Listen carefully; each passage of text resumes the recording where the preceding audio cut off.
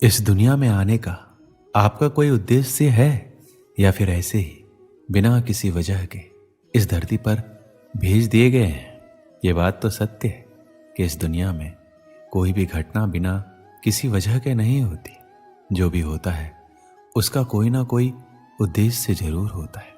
जब प्रत्येक घटना का कोई ना कोई उद्देश्य जरूर होता है तो आपके इस दुनिया में आने के पीछे भी कोई ना कोई उद्देश्य जरूर होगा। क्या आपने अपने इस उद्देश्य के बारे में कभी सोचा है? क्या आप जानना चाहते हैं कि आप इस दुनिया में क्या करने आए हैं? यदि आप जानना चाहते हैं तो इस वीडियो को अंत तक जरूर देखिएगा। इस दुनिया का प्रत्येक व्यक्ति केवल एक ही उद्देश्य और अधिकार के साथ पैदा होता है, और वो है अपने जीवन में सफलता प्राप्त करना। हम ऐसा क्या करें जिससे हमें सफलता मिल सके? क्या ऐसा कोई मंत्र है जो हमें सफलता दिला सके? सफलता वो मंजिल नहीं है जिसे पाने के लिए हमारे आसपास के लोग हमसे कहते हैं और अपनी मर्जी को हम पर थोपते हैं, बल्कि सफलता वो मंजिल है जिसे हम खुद पाना चाहते हैं, और हम वह पाना चाहते हैं जो हमें अच्छा लगता है। हम उसे पाना चाहते हैं जिसमें हमें सुखद अनुभव होता है।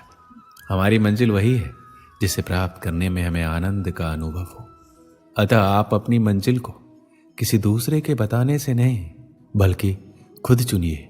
फिर चाहे कोई भी और कितना भी आपका विरोध कर ले, कोई भी परेशानी पैदा कर ले, आप अपनी मंजिल तक पहुंच कर ही रहेंगे।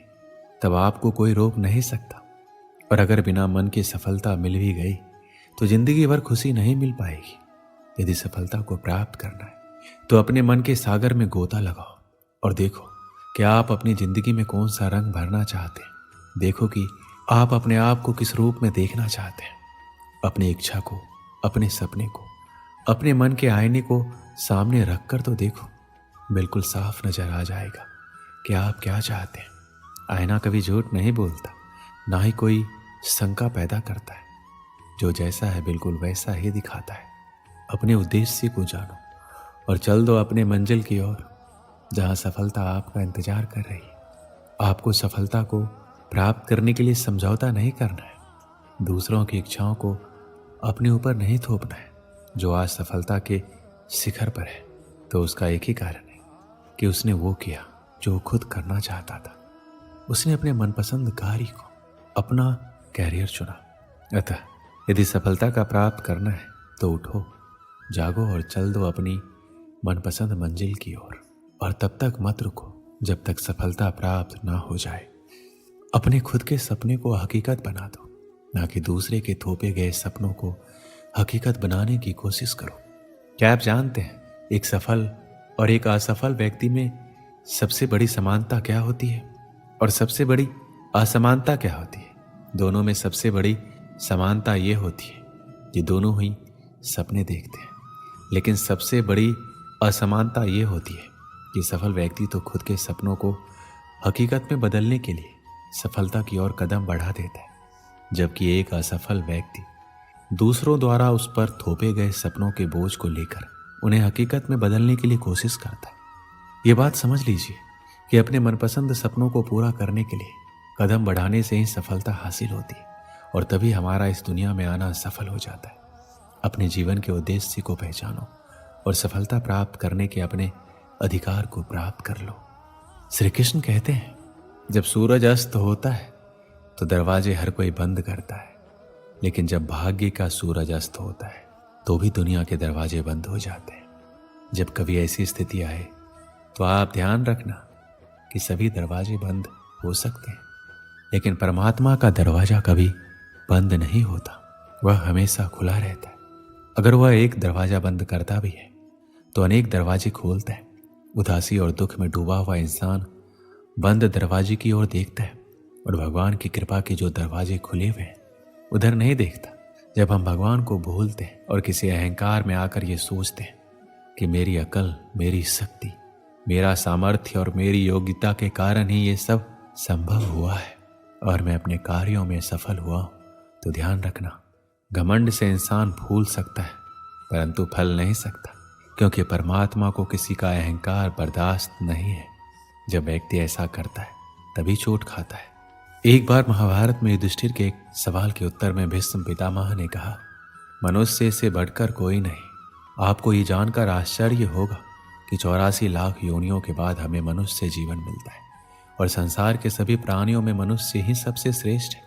लेकिन इस धरती पर हम दुनियादारी के चक्कर में ऐसे फंस जाते हैं कि हमारी बुद्धि सीमित दायरे में ही सिमट कर रह जाती है।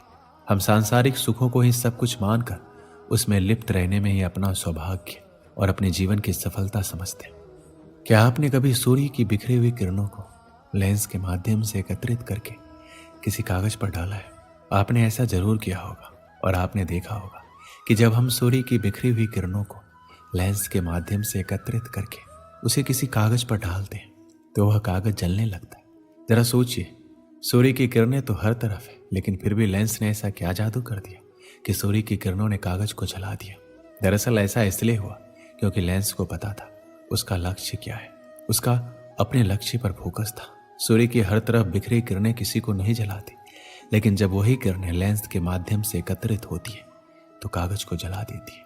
फोकस की मदद से आप ये समझने लगते हैं कि आपको क्या करना है और क्या नहीं करना है।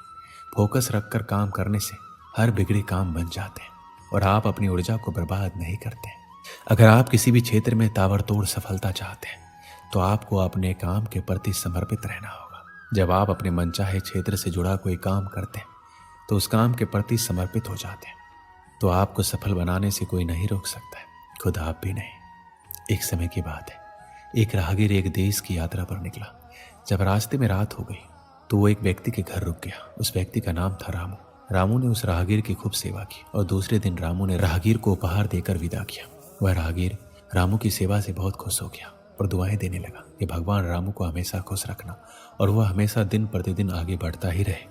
इस बात पर रामू हंसने लगा और राहगीर से रामू बोला, जो है वह भी अब नहीं रहने वाला। इस बात पर राहगीर रामू की तरफ देखता ही रहा और वहां से चला गया।